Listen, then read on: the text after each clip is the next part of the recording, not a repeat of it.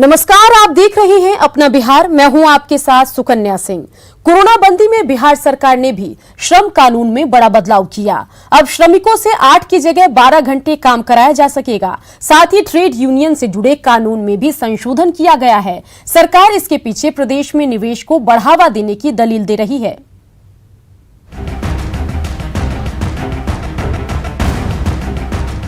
मध्य प्रदेश, उत्तर प्रदेश, गुजरात, महाराष्ट्र, ओडिशा और गोवा के बाद अब बिहार में भी श्रम कानून में संशोधन किया गया है।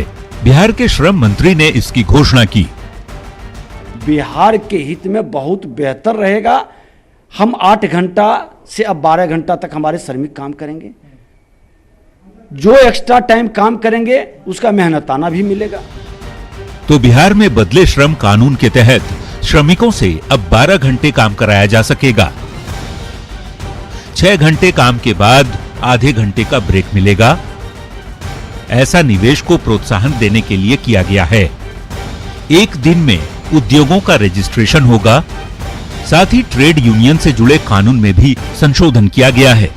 और इस तरह श्रम कानून में बदलाव करने वाला बिहार देश का 7वां राज्य बन गया है। श्रम कानून में बदलाव की वजह प्रदेश में निवेश का बेहतर माहौल भी बनाना है। बिहार के श्रम मंत्री का बयान सुनिए। कुछ इस तरह की व्यवस्था बने जिसके कारण बिहार में रोजगार का अवसर पैदा हो, पारिश्रमिक लाभ ज्यादा मिले और एक नया वातावरण का निर्माण हो। और एक चीज और बता दें कि बाहर के निवेशक भी बिहार आने के लिए आकर्षित हो, इसके लिए ये आवश्यक है। तो श्रम से जुड़े कानून में बदलाव की मुख्य वजह निवेश को बढ़ाना है। इसके अलावा ट्रेड यूनियन से जुड़े कानून में भी संशोधन किया गया है। वैसे 50 से कम मजदूर वाले कारखाने श्रम कानून के दायरे से बाहर रखे जाएंगे। नए श्रम कानून में ट्रेड यूनियन को मान्यता देने का पहले से कानून भी खत्म होगा। साथ ही इससे औद्योगिक विवादों के निपटारे में भी सरकार को सहूलियत होगी। न्यूज़ 18 के लिए पटना से आनंद अमृतराज के साथ ब्यूरो रिपोर्ट। गाड़ी से शराब बरामद होने के बाद कांग्रेस विधायक संजय तिवारी उर्फ मुन्ना तिवारी पर गिरफ्तारी की तलवार लटक रही है। विधायक की गाड़ी से शराब मिलने के बाद उनके खिलाफ एफआईआर दर्ज कराई गई है।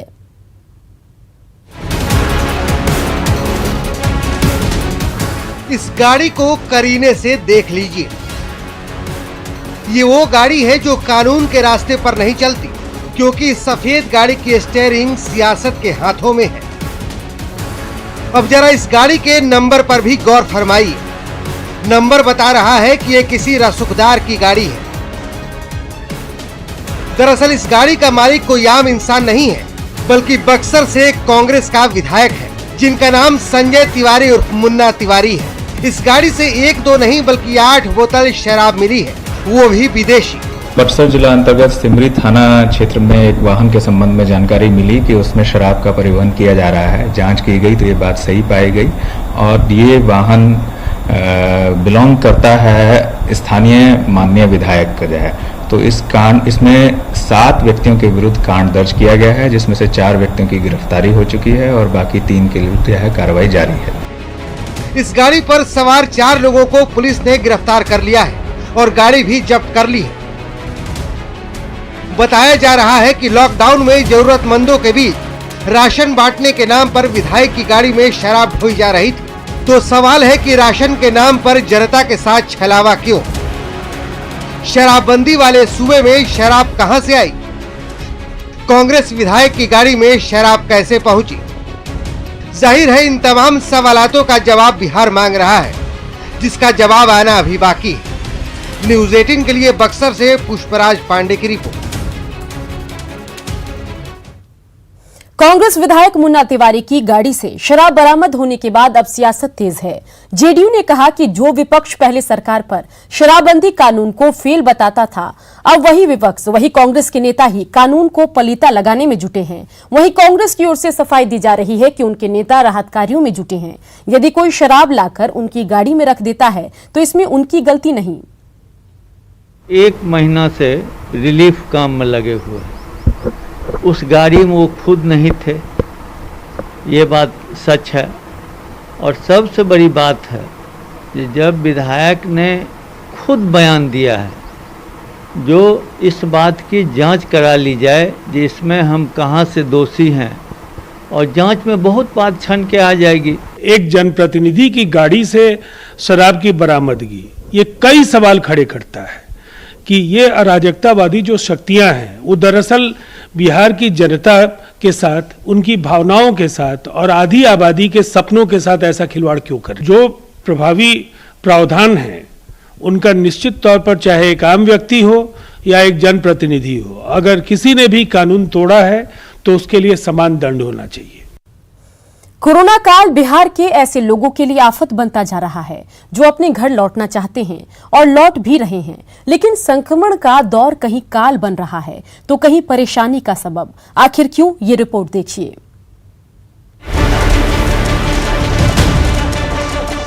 कोरोना बंदी में परेशान बिहारी, कहीं सड़क पर मर रहे लोग तो कहीं घर जाने की जद्दोजहद। कोरोना बंदी के दौर में आफत की मार उन बिहारी लोगों पर पड़ रही है जो संकट की घड़ी में परदेश से घर आ रहे हैं। सरकार स्पेशल ट्रेनें चला रही है ताकि बाहर फंसे कामगार अपने घर पहुंच सकें, लेकिन पेट की मजबूरी ने लोगों को सड़क पर ला खड़ा कर दिया है और अब तो घर जाने की कोशिश जानलेवा भी साबित हो रही है। तभी तो पंजाब से पैदल बिहार लौट रहे 10 प्रवासी मजदूरों को यूपी के मुजफ्फरनगर में बस ने कुचल दिया। 6 लोगों की दर्दनाक मौत हो गई। और जिन लोगों को एसी स्पेशल ट्रेन से पटना पहुंचाया गया, ऐसे कई यात्री भी मुश्किलों में घिरे हैं। ये लोग पटना जंक्शन के बाहर खड़े हैं, दूसरे जिले जाने, अपने घर जाने, लेकिन वाहन की व्यवस्था करने में ही पसीने छूट जा रहे हैं। इन लोगों के सामने समस्या ये है कि इन्हें लखीसराय जाना है और इनको जो यहाँ पर गाड़ी है वो ले जाना नहीं चाह रहे हैं, और जो गाड़ी तैयार भी हो रहा है काफी पैसा मांग रहा है और कह रहा है कि 2 ही आदमी को ले जाएंगे। हम एक बार बात कर लेते हैं। कहाँ से आ रहे हैं? हम लोग बनारस से आ रहे हैं। बनारस से आ रहे हैं। कहाँ जाना है? लखीसराय डिस्ट्रिक्ट। क्या दिक्कत क्या आ रही है? दिक्कत ये है कि ना बस हमें सरकारी मिल रहा है या प्राइवेट भी, बस भी नहीं, ना हमारी पर्सनल गाड़ियाँ कुछ ऐसे करना चाह रहे तो वो भी नहीं मिल पा रहा है। तो गाड़ी मिल रही है? हाँ, जो मिल रही है वो पैसा बहुत ज़्यादा मांग रहे हैं। 2 लोग बैठाएंगे लेकिन 8,000 10,000 ऐसे बोल रहे हैं। तो स्पेशल ट्रेन से बिहार पहुंचने के बाद लोगों को अपने घर जाने में भी दिक्कतों का सामना करना पड़ रहा है। चूंकि गाड़ी की व्यवस्था खुद लोगों को करनी है, ऐसे में वाहन चालक मनमानी पर उतर आए हैं। सर, ये पुलिस की मिलीभगत है। प्राइवेट गाड़ी वाले को छूट दे रखा है और वो जितना मर्जी उतना किराया ले। यही जाना कहाँ है आपको? हम लोग को बख्तियारपुर जाना है। कितना पैसा मांग रहा है? 1000 रुपए, 2000, 4000 रुपए मांग रहा है। जो आ रहे हैं उसके लिए तो व्यवस्था करना चाहिए। जब ट्रेन चालू किए हैं तो बस भी चालू किए हैं। आप लोग को मिल रही है गाड़ी? नहीं मिल रही है भाई। हम लोग सुपौल जिला के, कोई गाड़ी सुपौल जिला बिहार, सुपौल जिला का हमें कोई गाड़ी नहीं मिले। कैसे जाऊँ भाई बिहार? पटना मधुबनी जिला जाना है सर, गाड़ी नहीं मिल रही है। तो ये हाल है उन यात्रियों का जिन्हें बिहार ले तो आया गया, लेकिन वाहन की बेहतर व्यवस्था नहीं की गई। प्राइवेट गाड़ी वाले मनमानी कर रहे हैं। लोग परेशान हैं। रेलवे स्टेशन में घंटों भूखे प्यासे बैठने को मजबूर हैं, लेकिन प्रशासन के अधिकारी हैं कि उनका हाल तक पूछने नहीं आते।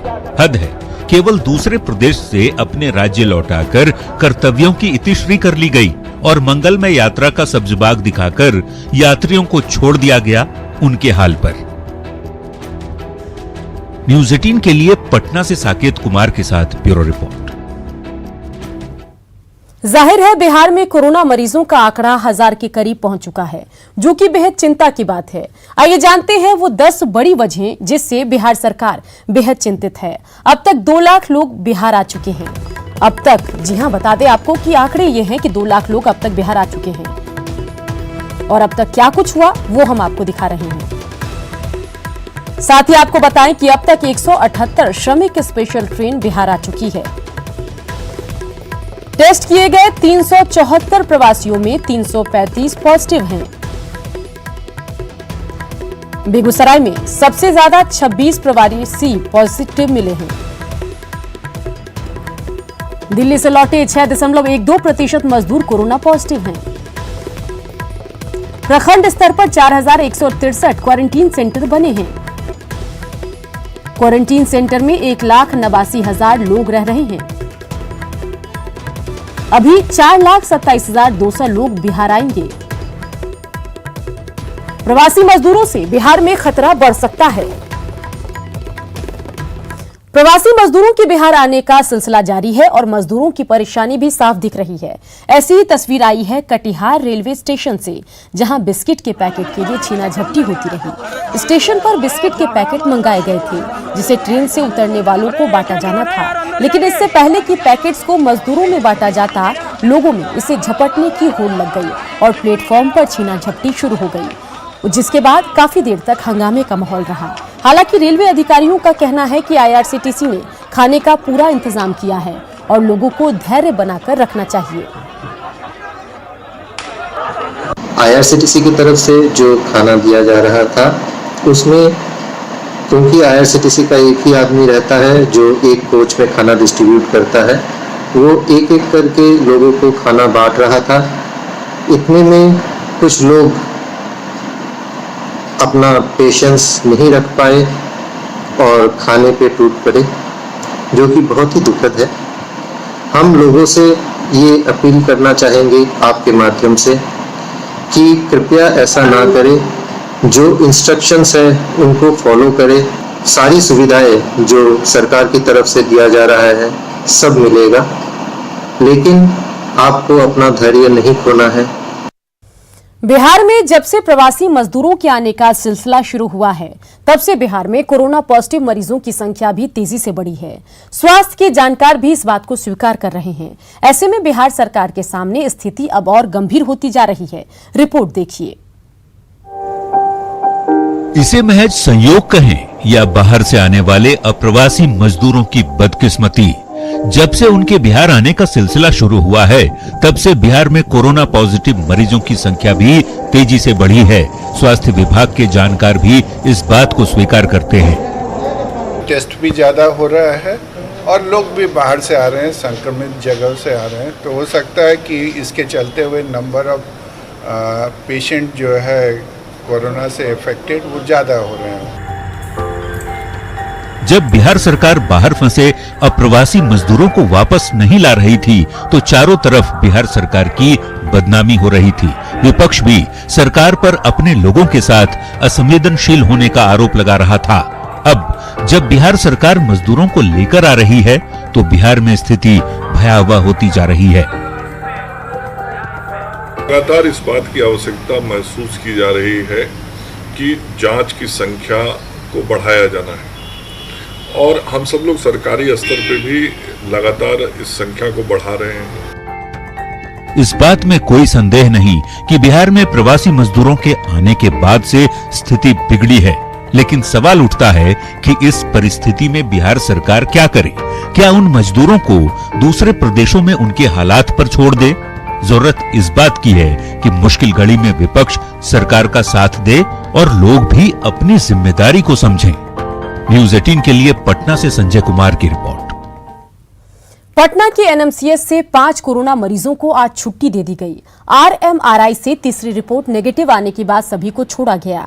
कोरोना को मात देने वाले लोगों को अब 14 दिन होम क्वारंटीन में रहना होगा। स्वस्थ हुए मरीजों में पटना, सासाराम, मुंगेर, बेगूसराय और औरंगाबाद के एक मरीज शामिल हैं। एनएमसीएच से अब तक 133 कोरोना पॉजिटिव ठीक होकर घर लौट चुके हैं। इन लोग को कहा गया है कि आप 14 दिन तक होम आइसोलेशन में रहें और जो सावधानी है वो सावधानी को रखें। बिहार के मैनचेस्टर के नाम से प्रसिद्ध गया के पटवाटोली में इन दिनों पीएम मोदी के अभियान को आगे बढ़ाने के लिए गमछा और मास्क बनाने का काम शुरू हो गया है, जिससे बुनकरों और मजदूरों की जिंदगी एक बार फिर से पटरी पर लौटने लगी है। लगभग 1.5 महीने बाद एक बार फिर मालपुर के पटवाटोली में पावरलूम और हैंडलूम मशीन के खटखट की आवाज गूंजने लगी है। कोरोना बंदी में बेरोजगार हुए मजदूरों को काम मिल गया है।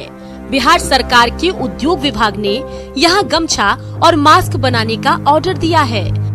मालिक के यहाँ से 200-500 रुपया हफ्ता में मिलता था। एक आध बार मैंने चावल भी मिला, तो उससे क्या होना जाना है। तो अब जा कर के कुछ मैंने चालू हुआ है तो 2 पैसा होने लगा है। लॉकडाउन में बंद ही है तो कुछ करने के लिए तो कुछ करना ही है, तो ये सरकार जो कर रही है बहुत अच्छे के लिए कर रही है। जिला प्रशासन के आदेश पर गमछा के साथ ही मास्क का कपड़ा तैयार किया जा रहा है। जीविका समूह और अन्य महिलाओं के जरिए यहाँ मास्क तैयार किया जा रहा है। यहाँ के बने कपड़ों को बिहार के साथ ही बंगाल समेत अन्य राज्यों में भी भेजा जाता है। अभी देश भर का पावरलूम बंद है, इसलिए यहाँ बनाए जा रहे गमछों की डिमांड अन्य राज्यों से भी हो रही है, जिसको लेकर यहाँ पावरलूम मालिक गमछा को बाहर भेजने के लिए कई अन्य तरह की सुविधाओं की मांग सरकार से कर रहे हैं। गमछा का डिमांड यहाँ बन रहा है, अन्य कई राज्यों से फोन आ रहा है, लेकिन सारे ट्रांसपोर्ट नहीं खुल पाए हैं, गाड़ी का आवागमन सही है नहीं। मानपुर पटवाटोली में पावरलूम के चालू होने से स्थानीय विधायक सह कृषि मंत्री ने भी खुशी जताई है। मंत्री जी की माने तो इससे लोगों को रोजगार तो मिलने ही लगा है, साथ ही इससे प्रधानमंत्री के गमछा अभियान को भी बल मिल रहा है। गमछा निर्माण करने की शुरुआत हो गई है ताकि मास्क की जरूरतों को गमछा के माध्यम से पूरा किया जाएगा। अभी करीब 25% मजदूरों को काम मिल रहा है और उम्मीद है कि आने वाले समय में मानपुर पटवा टोली में पहले की तरह ही 40 से 50 हजार मजदूरों को फिर से काम मिलने लगेगा। सहयोगी विपिन के साथ अरुण चौरसिया, न्यूज 18 गया।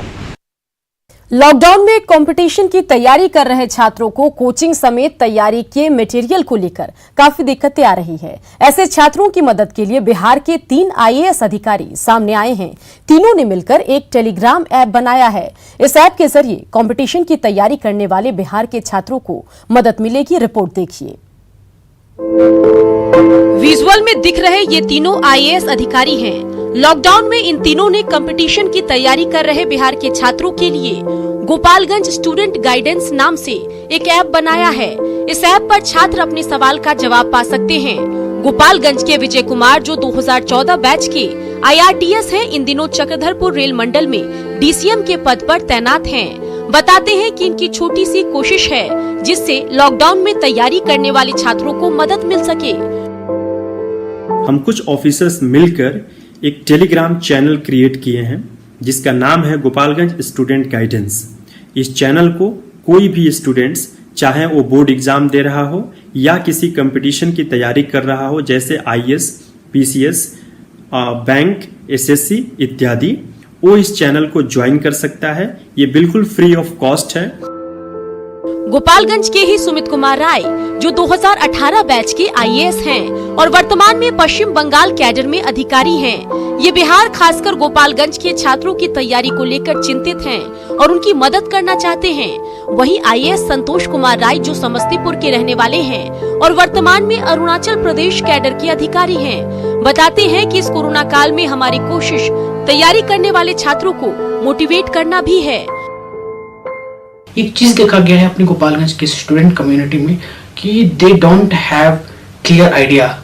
कभी कभी अवेयरनेस की कमी होती है कि क्या करियर पाथ चूज करें, एग्जाम प्रोसेस क्या होता है।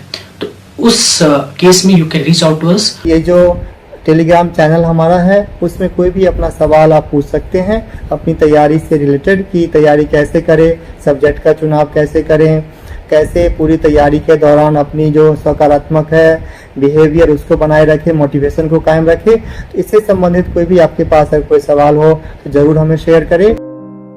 बिहार के तीनों IAS अधिकारियों की पहल वाकई में कंपटीशन की तैयारी करने वाले छात्रों के लिए सराहनीय है। प्रतियोगी छात्र इस ऐप का फायदा उठा रहे होंगे और वे भी आने वाले समय में ऐसे ही बिहार और अपने जिले का नाम रोशन करेंगे। न्यूज 18 के लिए गोपालगंज से मुकेश सिंह की रिपोर्ट। कोरोना संक्रमण के दौर में बिहार सरकार राहत और बचाव कार्य की तैयारियों की लगातार समीक्षा कर रही है। मुख्यमंत्री नीतीश कुमार खुद योजनाओं की मॉनिटरिंग कर रहे हैं। राज्य की सूचना और जनसंपर्क विभाग के सचिव ने जानकारी दी है कि सरकार का फोकस प्रवासी मजदूरों को रोजगार मुहैया कराने का है। अन्य जो इंस्ट्रक्शंस दिए गए उसके अलावा 5 मुख्य टास्क दिए गए थे, जिसमें था कि जो यहाँ के श्रमिक हैं उनको भी रोजगार मिले और जो बाहर से हमारे प्रवासी श्रमिक मजदूर आए हैं उनकी स्किल सर्वे के आधार पर उनको आइडेंटिफाई किया गया है। तो उसके आधार पर भी जो हमारे अभी औद्योगिक इकाइयां संचालित हैं उनसे मैपिंग करा के उनको रोजगार दिया। बिहार समेत देश भर में कई इलाकों में आज झमाझम बारिश हुई। दिल्ली समेत कई इलाकों में तेज हवा के साथ जोरदार बारिश हुई। तेज हवा की वजह से कई जगहों पर पेड़ भी गिर गए। आंधी बारिश की दो तस्वीर आप अपनी टीवी स्क्रीन पर देख रहे हैं। पहली तस्वीर दिल्ली की है, जबकि दूसरी तस्वीर पटना की। जोरदार बारिश के बाद गर्मी झेल रहे लोगों ने राहत महसूस की।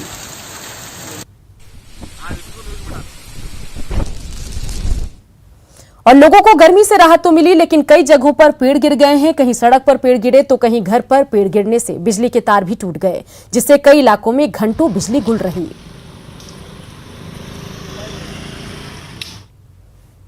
लगातार चलता रहेगा खबरों का सफर। देखते रहिए न्यूज़ 18 बिहार झारखंड।